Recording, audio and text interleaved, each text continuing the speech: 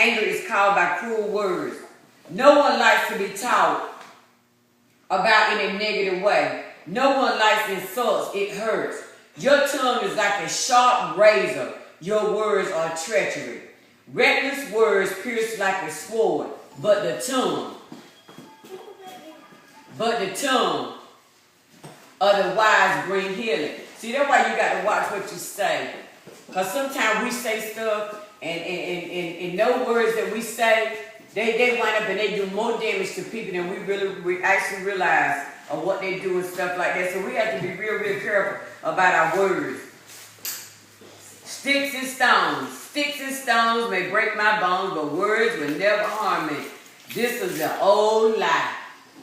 It's an old lie. Good morning. How you doing? Hey, how you doing? Good to see you. But sticks and stones may break my bones, but words will never hurt you. You tell me how many words people say to you that'll kill your spirit, that'll down you. You tell me them words don't hurt you. Yes, they do. You can tell me it ain't only the words, but the eyes, their body language, that stuff do damage to you. Mm-hmm. But you know, sometimes people don't think that it does damage to you, but it really do damage to you.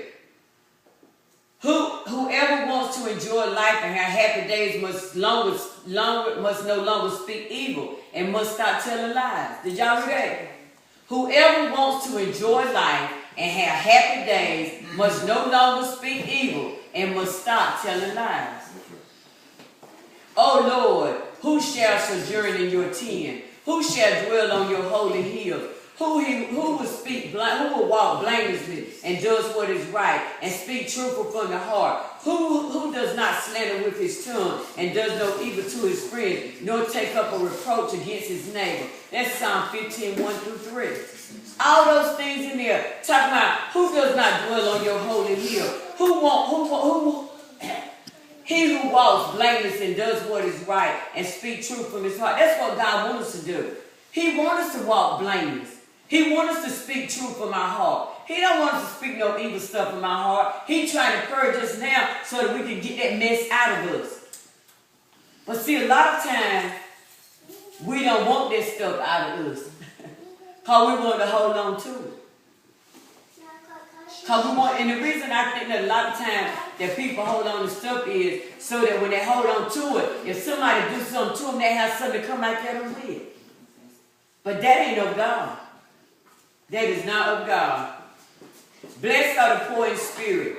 You want to make it in life. You want to have a lot of friends. Speak kind words and never harsh or hurtful words. Did you hear that? This is a way for you to have people in your life. You want to have long friends and all this right here. But you got to learn to speak kind words and never say harsh or hurtful things to them. Now, if you say harsh and hurtful things to people, do you actually think people won't have anything to do with you?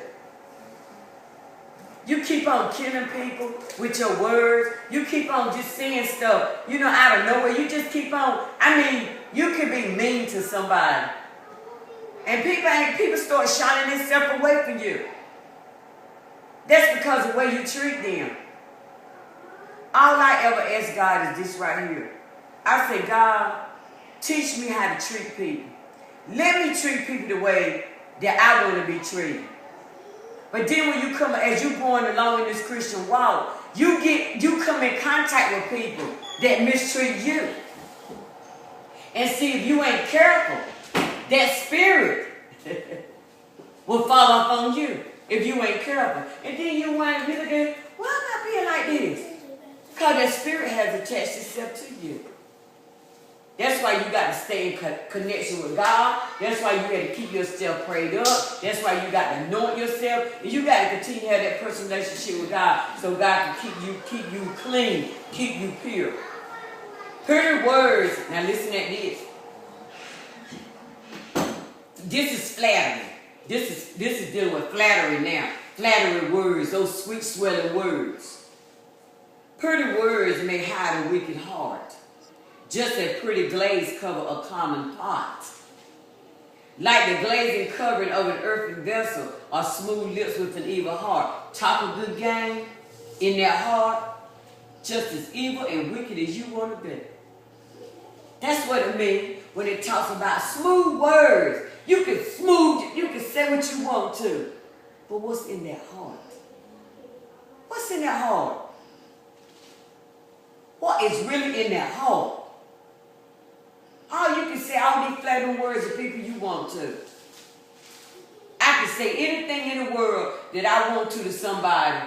But if my lifestyle ain't lining up with it, and if I got wickedness in me, it ain't no need me trying to tell nobody what to do. It ain't no need nobody me trying to tell everybody how to get themselves together if I ain't got myself together. I can use those flattering words all day long, but it still don't mean nothing to nobody if I ain't doing what I need to do. Everybody lies to his neighbors. They flattering lips speaking with deception. May the Lord cut off all flattering lips and every boastful tongue. That's in Psalms 12 and 3. This ain't what Brenda said. This is what Psalms 12 and 3 says. Let's go to Psalms 12 and 3. Well, you go into that teacher just sort of like, so you're talking about the good in someone's heart. Mm-hmm. And Jesus said, he said, either maketh the tree good and his fruit good, or else make the tree corrupt and his fruit corrupt. For the tree is known by his fruit. Yes, sir. And when it talks about fruit, it's the fruit of the Spirit. And I look at that concerning what you're saying is that, you know, you have to have that spiritual fruit of God. And we have to ask God, Lord, give me joy. You know, give me peace. You know, we have to ask for these things because we are his children. And when you ask for them, God is obligated, according to his word, he's obligated to give you the fruit, that spiritual inner man, which is God they love. And if you have the Holy Spirit and God is real in you, you're going to show some love, you're going to show some joy. You're going to show something to your neighbor. You know, I treat my neighbor across the street. You know, him and his wife, you know, they don't go to church, but they're real sweet people. And he prays, he believes in God and everything. And I fellowship with him. You know, and whenever I can do anything for him, they're two senior citizens, and they stay to themselves, they don't bother nobody. And I show them love because that's what God put in me. Now, you got some people that they are not there yet. You know, and sometimes we just gotta pray for them, Lord. You know, Lord, help them to understand.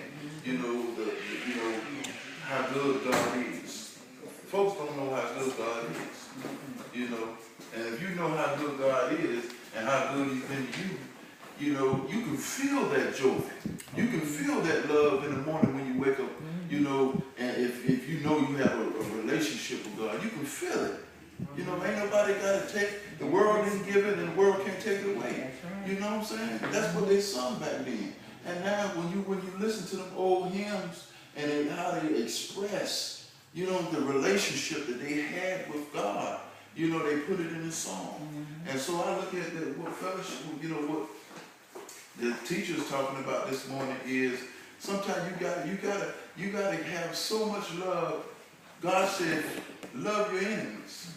And if you know how to love your enemies, and know because God has been good to you, see, you can't nobody else tell you how good God been to you. You